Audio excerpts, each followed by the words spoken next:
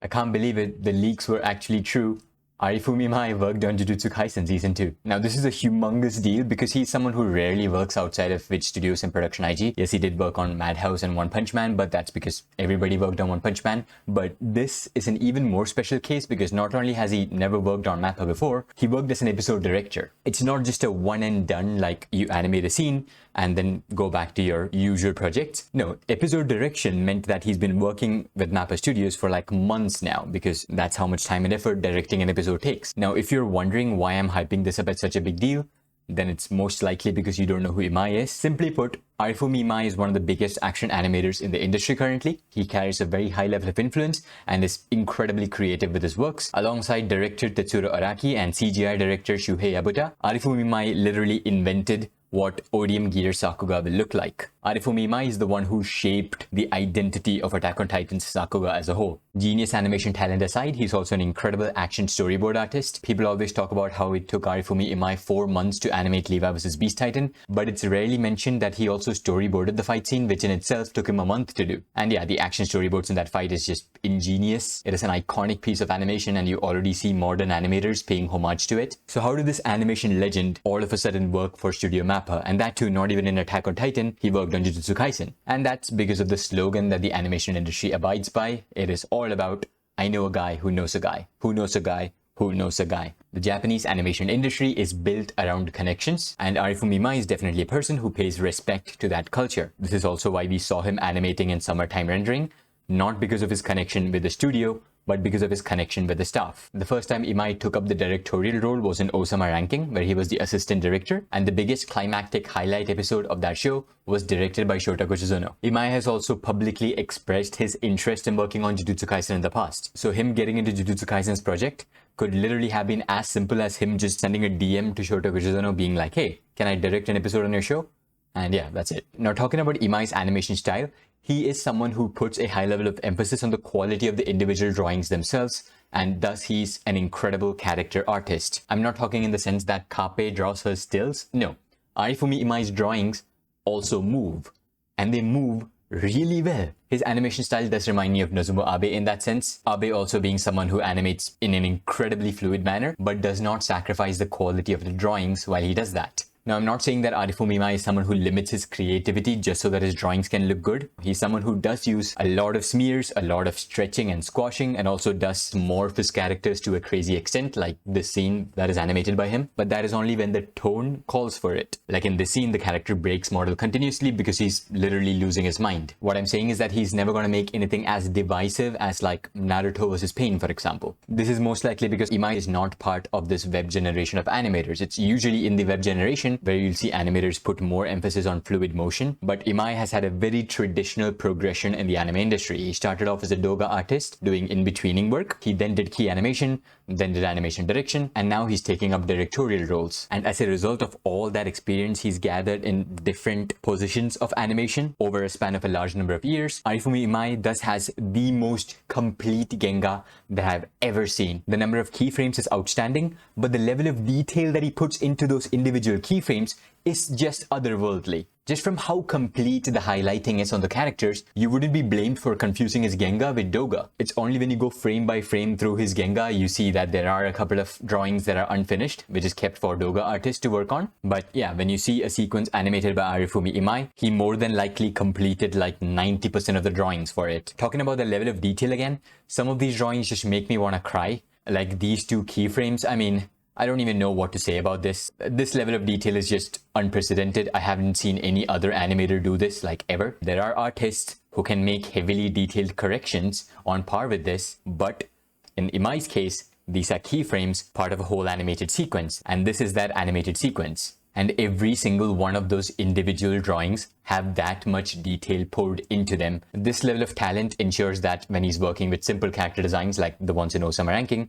he can obviously easily do the entire Genga. But even when he's working with the most complicated character designs like in Vinland Saga, he can still finish his whole Genga. And that is why Imai is one of the most refined and complete animators in the industry. Now, I'm not outright saying that Imai's style of animation is just superior to something like Naruto vs. Pain. No, that kind of creative freedom on whether the artist chooses low detail on characters or high detail on characters, low number of keyframes or high number of keyframes is what forms the basis of the anime industry. That said, the level of technical mastery required to have characters of extremely high level of detail move incredibly fluidly cannot be understated. But for this episode, he had to sacrifice one, and the sacrifice he made was with the fluidity of the sequences because he won't sacrifice the quality of the drawings. This again, as I said before, is generally less divisive because the anime adaptation of the manga panels will look very detailed. For example, My Hero Academia fans complaining about the way this panel was adapted. In the anime, the detail was reduced so that the scene can actually move. But with the level of emphasis that Imai puts on the character drawings, that does not happen in his works. The irony being that Jujutsu Kaisen fans still complain because he slightly changed the angle of a drawing. That's besides the point. That is a topic that does not even need to be talked about at all. Now, you might be wondering why there has to be a sacrifice between quality of drawings and the fluidity of animation in the first place. This could be mitigated if the animators who worked on this episode had far more time to work on the episode and thus could draw more keyframes, which Jujutsu Kaisen's tight schedule does not allow the animators to do, or by just having more animators to work on the episode, which again did not happen because this episode again wasn't like a super high profile episode by Jujutsu Kaisen standards. Like, while we did have a couple of guest animators like Tam Lu and Kyukawa, we did not have main animators like the previous episode had, with Kosuke Kato and Keiichiro Watanabe just crushing their scenes and animating the bulk of the action. And that's just it, because this episode did not have like the absolute highest level of stacked staff working on it, combined with a tight production schedule, is why this episode has a little bit more limited movement. Again, calling this a limited episode is kind of ridiculous. This episode on its own has more Sakuga highlights than some productions have in their entire run, but when it comes to Keisuke Sechimo's productions, the standards are just that high. And even ignoring Sechimo Productions and just looking at Arifumi Imai's own previous directorial works, like in Osama Ranking Episode 9. That episode was like an industry-wide event with many top-tier animators participating. Itsuki Tsuchigami, Takeshi Menami, Koki Fujimoto, alongside incredibly talented young animators, and even veterans like Yoshimichi Kameda. That episode was so stacked that Arifumi Imai had Norio Matsumoto to animate a scene that would generally not require an animator of this caliber to work on it. So yes, compared to that episode, Imai's Jujutsu Kaisen episode does fall short in the sheer quantity of high level of animators working on it, which is kind of a shame because when it comes to the quality of storyboards and storyboards on its own, I do feel like this is Arifumi Imai's best work ever. That said, the overall visual quality is still absurdly high with many fluid Sakuga sequences and also, as I said before, consistent, beautiful drawings. Credit for that mainly goes to the chief animation director of this episode, Yosuke Yajima. Yajima is like the perfect animation director to follow through on Arifumi Imai's directorial vision because he's a great artist who has very detailed Genga. The easiest way to show that he's a great artist is just by pointing out that he did animation direction work for Chainsaw Man. Chainsaw Man was a project that was very strict in having the characters look as close to the character design sheet as possible. So you usually only had like the absolute top tier animation directors working on corrections on that project, and Yosuke Yajima is one of those artists. Alongside Yajima, Arifumi Imai also himself pitched in as an animation director, and Imai's touch-ups can be seen like throughout the episode. Anyway, now that I've spent so much time talking about the style of this episode, let's finally get into breaking down the episode itself. So the first sequence of the episode just shows Rika's death again, just from a completely different perspective. I'm assuming the reason the content was just not reused is because visionary episodes just require a lot of time to make, and it's also cooler to have it reanimated, right? Episode 4 of Vinland Saga Season 2, storyboarded by Atsushi Kobayashi, had the first portion reanimated for the most part, and also like most episodes of Chainsaw Man. This could also just be because episodes that are close to each other are just usually in parallel production, or maybe it's to set the new directorial tone. Because this time, from the viewer's perspective, the scene has a completely different context, right? We don't need the suddenness aspect anymore because we already know what's going to happen. Once Riko does get shot here, the camera tracks her and the CGI background is also interacting perfectly. And then she just goes splat on the floor right there. Great camera work is obviously one of the most basic things to be expected out of Arifumi Imai. Every single one of his works on Attack on Titan just has masterful camera work. In this scene animated by Miso, I just love how seamlessly it switches to first person. It is just so cool. If I had to critique something about this, is that I don't like the way her hairband is breaking here. Like, she's getting shot from this side and it's breaking from that side. not from the other side. In episode 3 by Yajima, it was done differently. In that case, it was the exit wound that was breaking her hairband, and taking the physics of a gunshot into consideration, I would think that that is actually more accurate. The exit wound is simply going to be far more bigger. It's not a piercing wound. It's like an explosive force there because of all the cranial pressure that's building up. But that's like the most niche nitpick that I could ever make. And it's also not accurate to say that this is less impressive than that, because that is more accurate. Imai just probably thought that breaking the band from this side looks cooler than breaking it from this side. So he did that. You don't have to adhere to realism. That's the kind of freedom that animation provides. Another example would be like Ren Onodera's cut from Jujutsu Kaisen's second opening. This cut is scientifically inaccurate because bubbles never pop from the bottom up. They always pop from the top down. But as long as it looks cool, who gives a shit? Shingo Yamashita also does talk about that. I put the link to that video in the top left corner of your screen right now. You can already see the quality of drawings and the consistency of those drawings starting from here, whether it's Geto or Dead Riko, Kagenashi, Toji, all look phenomenal. Toji in particular though, like that looks beautiful. It's again completely shadowless. The gradient is just a compositing effect, which is done pretty much flawlessly here. It's great. This single cut also clearly shows that character artwork philosophy of Imai that I just talked about. Comparing this to its parallel cut from episode 3, animation-wise they are both equally impressive, but the one from this episode, it's clearly more faithful to the character designs made by Sayaka Koiso. Now we get to the scene where Geto is unleashing his curse. This is the animation highlight of this episode, like as a whole, alongside the Tamilu scene, but this is like longer, so I like this more. This is animated by everybody's favorite Kyukawa. Kyukawa is a genius animator and it's wonderful to see him in Jujutsu Kaisen. Unfortunately, I doubt we'll get any more cuts from him here though, because he's just slaving away working on Mushoku Tensei Season 2. Love the smear work here, and the animation of the dragon is just so good. This dragon is not an easy model to draw. It's a very complicated looking character design, and he makes it move so effortlessly. I'm assuming these light bubbles are supposed to be like scales being shed by the dragon, and the compositing effect on the dragon is also much more minimal compared to what we got from Curses in the previous season. I much more prefer this minimal compositing compared to what we got in Season 1. The power of the dragon's movements is exaggerated by a pretty unique technique.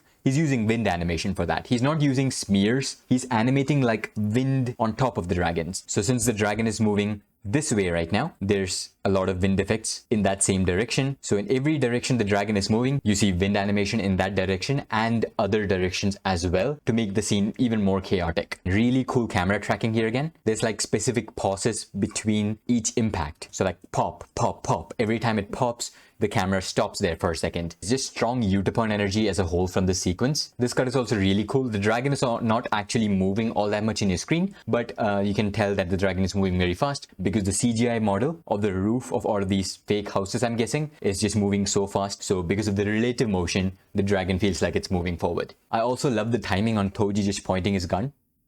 It's not like super snappy, which is how I'd assume that scene to be animated. It's very fluid and slow. Toji is just casually putting his gun up, and it has like an unintentional comedic effect. It has like good comedic timing. The effects animation on the gunshots are also really cool. I love the way the sparks are animated. The individual particles look really good. He's animating smoke like strings here. He did that before in this cut as well. But other than that, the particle effects and the timing of the motion as a whole feels very Utapon inspired. Especially this cut with the bullets. The speed of the bullets are just displayed through the wind effects and the background being pulled, so the relative motion comes into play again. And right before the impact, the bullets are just smeared even more before coming into contact with the squid curse, and then the entire thing just goes into slow motion. This shot sells the scale of the sequence very well. Like you got Geto standing here and he's the one you would be focusing on, but then you see an explosion right there, and you look at the explosion. Because of the way these houses are arranged, you can tell just how far that explosion is, which sells the scale of this entire area. It's really well done art direction. In the manga, the scale is just non-existent. These two characters fight in like this area.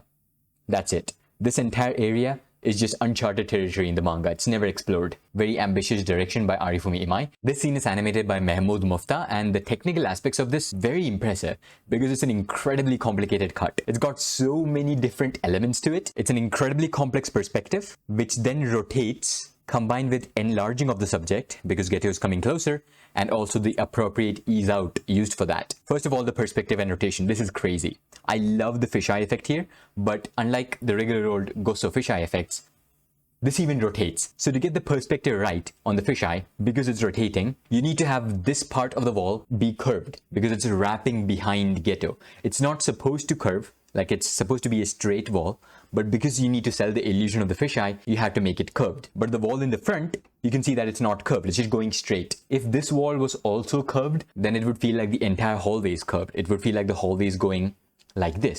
But the hallway is actually just a straight hallway. So the straightness of the hallway is sold by this wall just going straight, and the illusion of fisheye effect comes from the wall behind the Geto. The perspective is just so precise here. It's brilliant storyboards, the appropriate animation, and just the perfect art direction and compositing. In Jujutsu Kaisen Season 1, the art direction had a very hard time keeping up with complex perspectives and motions, but here it's just done absolutely flawlessly. It's great. Now that I've talked about the perspective in relation to the art direction, let's talk about the perspective in relation to the character as well. Because with the animation, Geto is coming closer, the character is being enlarged. And usually when you go about enlarging a subject, you cannot have like a linear speed for it. You don't do it like this. Geto is coming closer to the camera at the same speed. The reason I'm saying that is because that's not how real life works. Let's take the motion of this jet, for example. For the vast majority of the time it's on screen, it's very tiny, but then at the end it just suddenly gets humongous. Any object that is coming towards the camera is first very tiny and suddenly gets bigger and way faster. That is also emulated in animation by using the techniques of ease in and ease out. So this is Yutapon's work in Kekai Sensen. Here you see the character. He's supposed to enlarge that character because he's going to come close to the camera, and look at how he does it.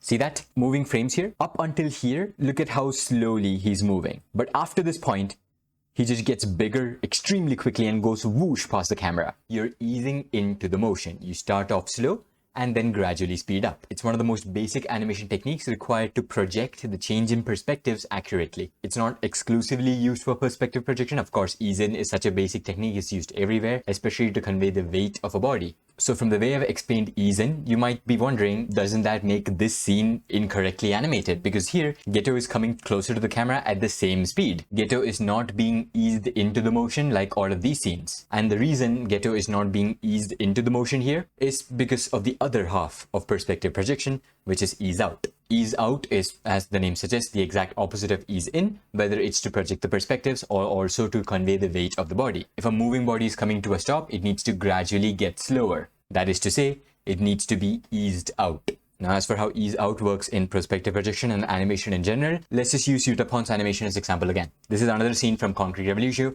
and you can already see his incredible use of ease in there. That is how the cross is moving here. First, it starts off slow, and then he eases it into the motion. The body of the monster there moves very slowly, comes close, close, close, and then just goes past the camera extremely quickly. And the next cut is the example of ease out.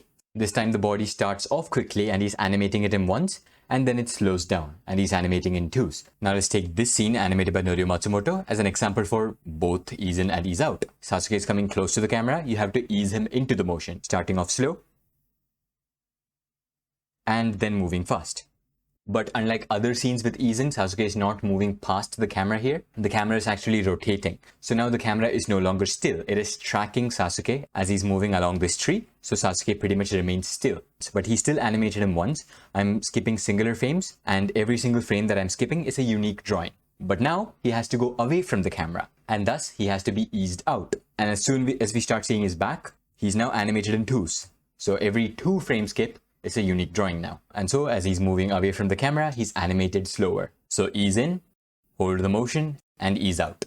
So now let's take all of that into consideration while looking at Mahmoud's scene from Jujutsu Kaisen. So at that point of the motion, he should actually speed up the character. But he does not speed up the character because the character also has to slow down because he's coming to a stop. The ease in and ease out both cancel out each other, and that is why Geto is moving at a constant speed. Hopefully that gives you an idea of just how much thought and effort goes into creating the illusion of movement in animation. It is just absolutely fascinating to me. The way they show the curse disappearing in the season, at least, it's very simple. They just fade out. That's it. Sometimes simple is better, and Shota Kuchizono definitely does abide by that rule. My mind goes to Snake Devil's disappearance. You see Toji's silhouette through the smoke, and then when he does appear, the silhouette does not properly line up with how Toji's standing. They are taking the refraction of light through the smoke into consideration. You can see how the light is reflecting off of Toji here from the different layers of smoke. The body is like distorted sideways because there's an entire different layer of smoke up here. Just ridiculous attention to detail. So this is the first time I'm seeing a work by the animator Mahmoud Mufta, and it's pretty darn amazing. Best thing about this is looking at the production materials, he also did his own Genga here, which means this beautiful drawing of Toji was also done by him. With the first Geto cut, I also need to talk about how good the in-betweening is, because it does not melt whatsoever. Because these kind of shots are the most prone to melting. It's a change in perspective through an imaginary space. And no matter how detailed the instructions are that the key animator leaves for the doga artist, it's still not enough and is susceptible to melting. And that does not happen here whatsoever. It's just a very fluid motion. Arifumi Imai's storyboards again wonderfully shine through here. He makes a conversation between two characters so interesting by using complex perspectives like this, and also giving us, the viewer, an idea of where these two characters are without even showing them together. Like, we know exactly where Toji is. Toji is right here. And we also know that Geto knows where Toji is. I also love the way it's shown on how curse energy is concentrated at a very specific part of the body now. It's because that part of the body will light up. This is again a new technique that we are seeing in season 2. It was not done this way in season 1. And this time we don't even see Toji, we just hear him talk. We know that he's there. Beautiful drawing on Geto, and the reference is, not really subtle here. It makes sense as well because Gege is a massive Togashi fan. The really impressive storyboards continue, they keep happening. Our eyes are focused on Geto right now. But slowly Toji in the background lights up. It's artificial light. It makes no sense that he's suddenly having light illuminated on top of him, but animation and anime storyboards, they never need to stick to realism. The coolness factor always takes top priority. And just at the same time as we realize that Toji's there, Geto also realizes that, and you see the change in his expression.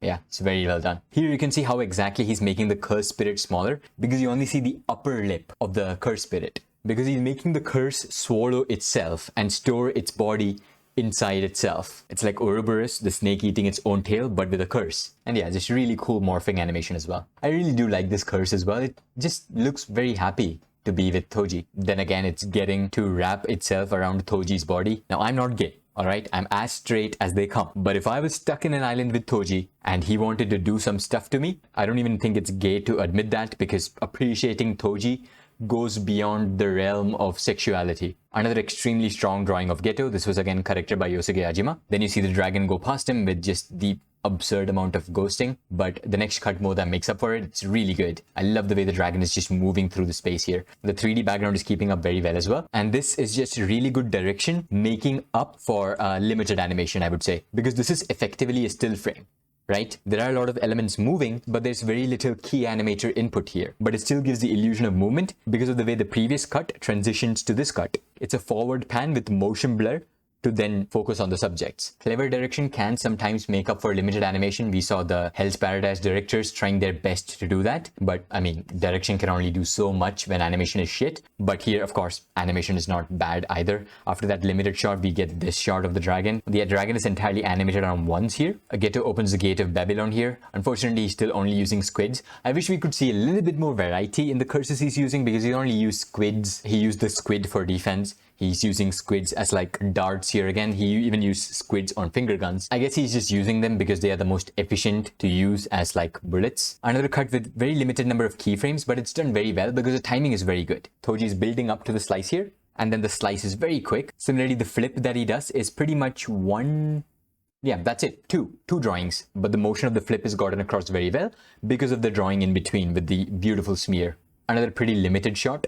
The illusion of movement here is done with Geto slowly moving forwards in the frame, but also with the CGI roof panel. Because of the CGI roof panels moving backwards, again, it just creates the illusion of relative motion. It's moving backwards, which means Geto is moving forwards. And I also love that when the roof is on top of him, the lighting on Geto completely changes. The shadows just flip entirely. The source of light is now the light on top here, but now it changes again. Now the source of light is, I'm assuming, the blue curses that he's releasing. Again, another limited cut. The way it's showing that Toji's landing is by using just the background. It's a smeared up background that transitions into a regular old background, and then we just show Toji. It's just a panning shot. We don't actually see Toji landing, but the illusion is created through clever direction. Same with this cut again. The zoom out just helps what would otherwise be just a still frame. This sequence is just full CGI. It's pretty damn well done. It's not as high quality CGI as what you would see from Chainsaw Man. And I do feel like there's a few 2D elements thrown in there. Yeah, these particles are definitely 2D. So there's pretty good mixing of 3D, 2D there. The transition from art direction to animation is also really well done here. Like this house is just part of the background painting. But once the curse fully breaks through it, you see the house change from a painting to a hand animated drawing. and then of course it goes apart as well. This is another one of the best cuts in this episode. I love the background animation there. I also love the timing on Toji's movements, like the way he's moving zigzag, like his body squished here to act as build up, and that's released forward by elongating him. It's just classic squashing and stretching, and he angles his body to the next path. You can see that he's pushing himself off the ground again because of the way his foot is angled. And yeah, more smears, just squash, squash and stretch. It's just so well done. And this is another wonderful cut. I love the quality of drawings here, and the rotation is also absolutely flawless. Yeah, that is the most fiendish that Toji has ever looked. And people have compared this to the shot animated by Imai as well. And yes, it is kind of similar. This to me is a little bit more impressive actually, because it's also rotating around the character. The explosion of blood effects is really well done as well. The direction is so good again, like the fight is gonna take place on a falling structure now. That is so cool. This is not how it happens in the manga at all. There's no falling hallway or anything. It just happens in that same entrance location where Rico was killed. Now, of course, to create the illusion of falling, the background always needs to go downwards, but also the hair and the clothes need to be animated only on Geto, because he's actually wearing clothes like a normal person, unlike Toji, whose clothes are like a second layer of skin because of how tight it is. Still, you can see that he is moving downwards because of the way his hair is moving. This was really funny the first time I watched it because it, Takehito Koyasu, voice actor, Dio, the world, but yeah, it was actually not him that stopped time. It was this curse. Love the frantic motions on the curse again. Very creepy. Love the way the eyes bounce around as well on top of the hair. The layouts are of course never simplistic. It's always continuously complex layouts. Another cool camera tracking shot, which is otherwise a still frame, but the motion with the camera tracking in an arc following Toji's body just makes the shot more appealing in general. And because the curse is laid out a simple domain with a specific effect, you can just use that cursed tool that deactivates curse techniques. This cut looks pretty cool and it's pretty damn impressive. I cannot break it down, however, because I can't make out what's happening. The ghosting is just that much here. This portion is animated by Fei Hung, and it's another really cool rotation shot, rotating all the way around Toji while also having to morph the curse in a specific way, then making an orb out of it. And then the compositing does its magic by turning it shiny. These shiny highlights, however, are again drawn by the animator. This is hand-drawn shininess. Everything else here, this is just the compositing effect. Fei Hung did his own Genga for this portion as well, so that's really good. His artwork is great. For the scene after that, he only did layout work, but it's finished pretty damn well. And I have no idea what's happening here. Did the curse reject Geto in some way? Has Toji made a pact with the curse? I do not understand what's happening. If someone could just explain why Geto could not absorb the curse, I would be happy. Because it does not really look like Toji is doing anything here. It just looks like the curse was about to go into Geto's hands and then just sparks came out of nowhere as if it hit a barrier. And then Toji's just playing Devil May Cry. He's not gonna slash Geto just like that. He's gonna first flick his curse tool into the air, draw another sword from the curse, and then slice Geto up. This is again relatively limited animation. It's not that dynamic, but it's extremely appealing because of the quality of drawings and the incredible storyboards. The way the illusion of rotation in the curse tool is done with the line work is really cool. Then comes Toji's smeary hand, his absolutely sinister smile, and then the draw. This idea is just so cool. To have the slices be the source of light and have shadows animated on Geto's face accordingly. The slice is now all the way over here, so the light is bouncing off Geto's face accordingly. This scene makes no sense from a realistic point of view again, like Toji's not using a lightsaber, the sword is not emitting its own light. But the idea is again just still so cool to have a black background and the slashes of sword be the source of light, and thus casting dynamic shadows on Geto accordingly. And what would be AI Jutsu without resheathing your blade into the mouth of your cursed spirit? Cool impact frames here to build up the slice. And then really cool the way the impact is just being released here. Explosion of blood effects combined with just the right amount of camera shake. The combo is not over, however. Toji flips around, grabs the tool, and then does a switcheroo. He grabs the blade and then switches it around. Why does he do that? Again, just for style points. The anticipation towards this kick is done really well. He's holding the pose here for 1, 2, 3, 4, 5, 6, 7, 8, 9, 10, 11. So around 11 drawings, and then you just get this extremely smeared kick that causes an abrupt release of all that build-up, and the timing is just very satisfying. People have talked about this cut being another homage to Attack on Titan, though that scene was not animated by Imai, it was actually animated by Takuma Ebisu, but still the inspiration is very obvious. This cut is also extremely impressive. The motion is not just in Geto's body, there's also background animation, effects animation, and foreshortening animation. Background animation with this entire space that is animated frame by frame. Geto is not getting larger and moving past your screen here, so the way it's shown that Geto is moving further away from Toji is by taking Toji and the background back. So the background is animated frame by frame frame going backwards. Toji is being made smaller here, not because he's going back, but because the camera is moving away from him. Effects animation, of course, on this smoke and debris to show that the structure is still falling. We are still inside a falling structure. Yeah, just flawless execution. The layout for this whole segment is done by 3 people, including the aforementioned Fei Hung. There's also Nonno and Shaolin. These 3 also work together in Chainsaw Man, where again, they only did layout work. They're only being able to do layouts again because the production schedule is so bad, they cannot do their own Genga. The finishing work here is still better than what they were able to pull out for Chainsaw Man, because again, Chainsaw Man has far more complicated character designs. The finished product here has good drawings without sacrificing the movement in the layouts. The next cut is again animated by Fei Hung. He only did layout work, and the smoke animation is also done by him, at least in the layout. But the finished product, it is so easy to tell who did this. It is Hayato Kurosaki. Hayato Kurosaki is an effects animation genius, and he's particularly good at animating smoke. It's clear from his animation that he really likes drawing smoke, and every time he does draw smoke, it's very obvious that it's him from the style alone. Here again, the smoke is just multi-layered, 1, 2, 3, and the smoke bubbles just have so much volume in them. That layer of smoke again dissipates to then show the dust, right? The dust cloud that's emerged because of that structure falling to the ground. And he has the audacity to do something this complex.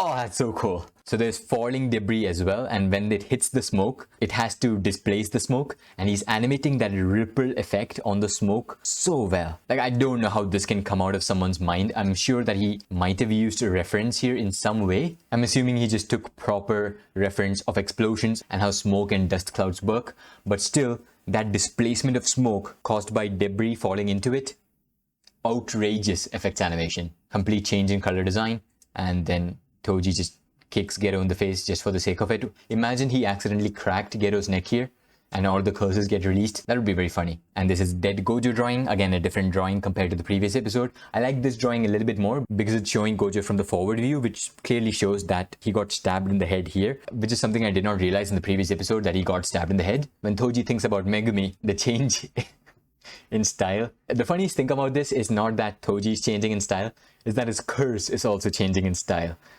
It's just so goofy. The way they can switch tones and then switch back is, in my opinion, done much better in season 2 compared to season 1. And yeah, again, just continuous impressive compositing work. This might be the best compositing work I've ever seen out of Teppei Ito. I like this even better than his work in Chainsaw Man. More really cool morphing animation here. It's clear that the inspiration here comes from like a snake swallowing an egg, and the way her lifeless body just plops on the table is painful. Another sequence of characters just talking made more compelling via complex storyboards, like showing the character's reflection on a bowl. Later, this bowl will also be used. Just fast forward to that cut actually. And yeah, there it is. Wonderful character animation on this guy here as well. When it chaotically shifts his head, the sweat particles detaching from his face. Love the volume and depth on the cloth as well. You can see the silhouette of Riko's legs through the cloth. By the way, the shadows are drawn. Like, this is the ridge between her 2 legs. And the way it's pulled together, flawlessly done. Same case with her face as well.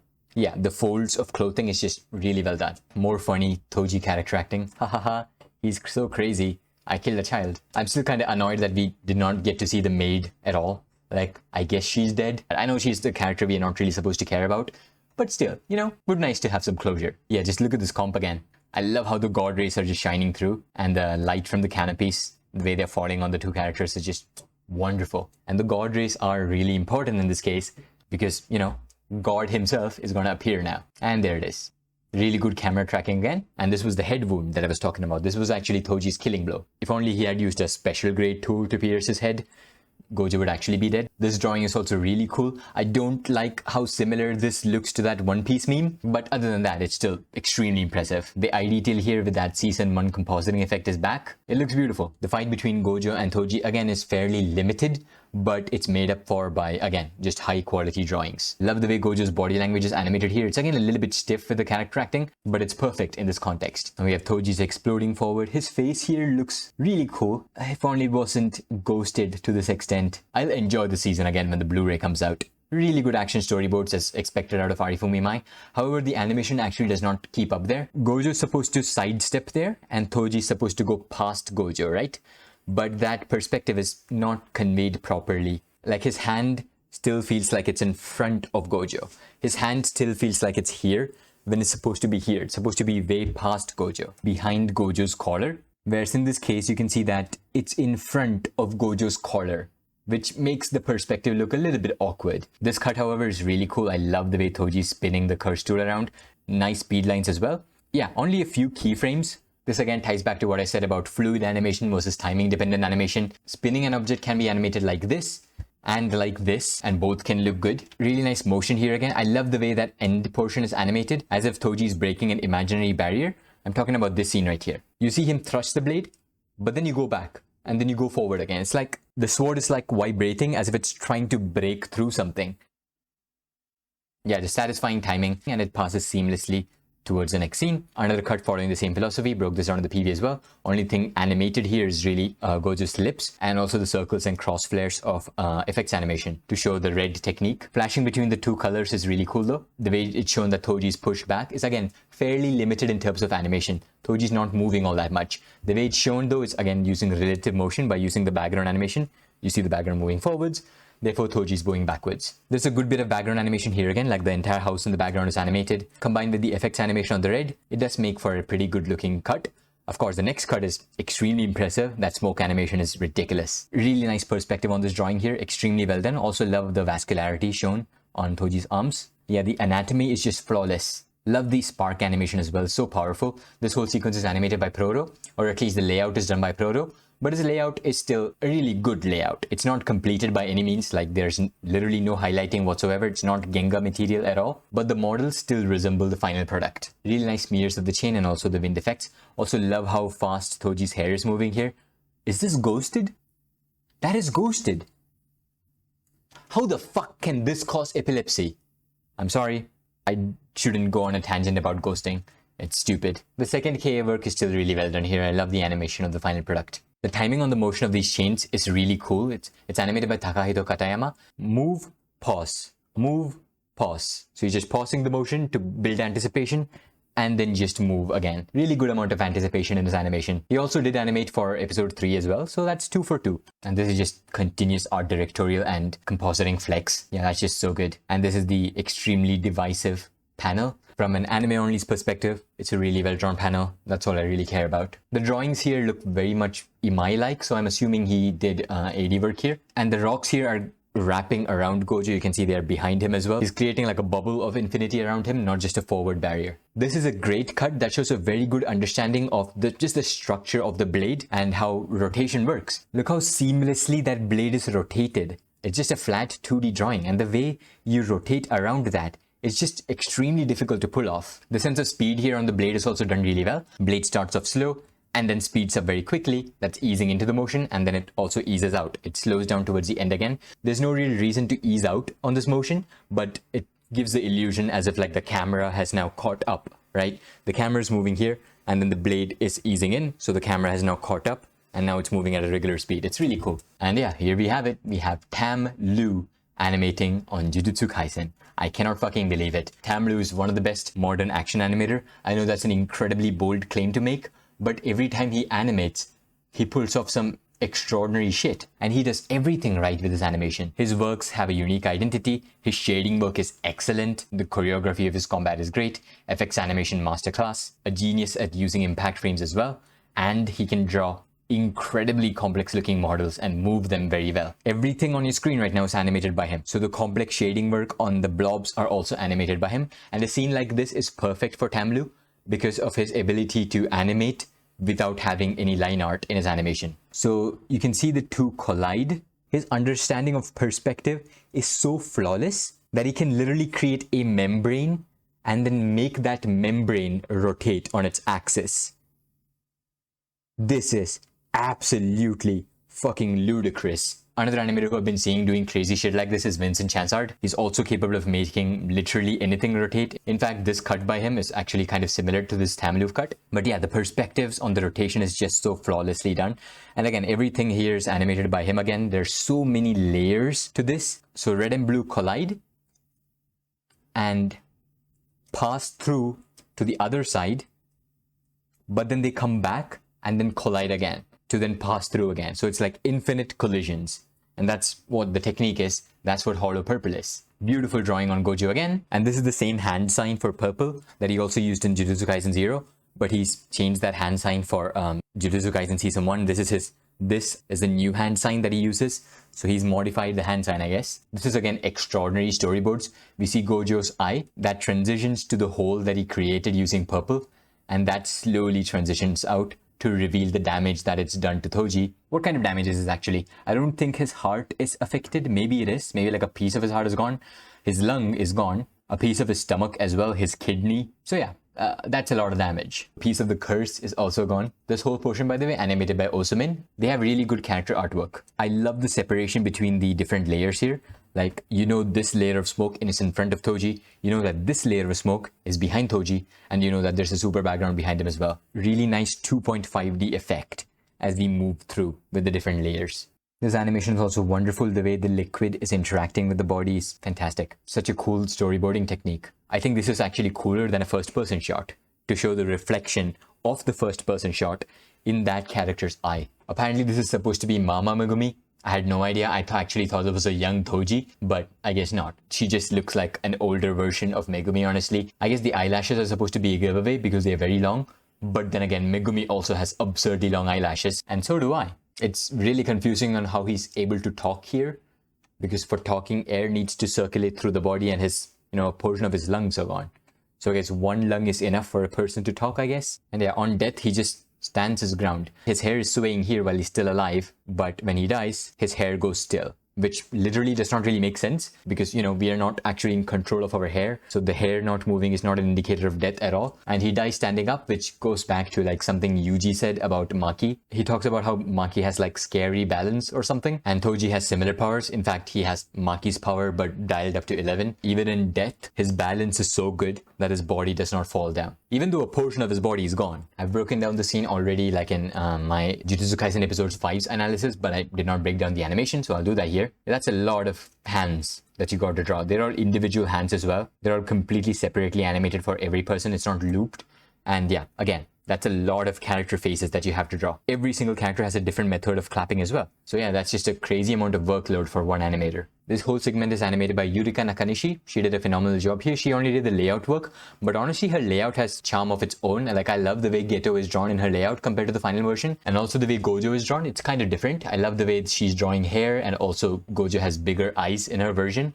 But of course, it's changed for obvious reasons to be closer to the character designs. I think this is the first time we've actually seen Gojo's eyes having moving elements to it. So that's animation combined with compositing. The compositing here is unfortunately a little bit too heavy because in Nakanishi's layout, you can really see the bubbles just flowing inside Gojo's eyes. It's really pretty. The final version is also really pretty, but because of an entirely different reason. It's because the comp is so strong. Really cool dolly zoom effect here. Gojo is not actually getting smaller, right? Okay, Gojo is getting like just the tiniest bit smaller, but it looks like he's getting a lot smaller because, that's what a dolly zoom does. Continuous awesome storyboards again.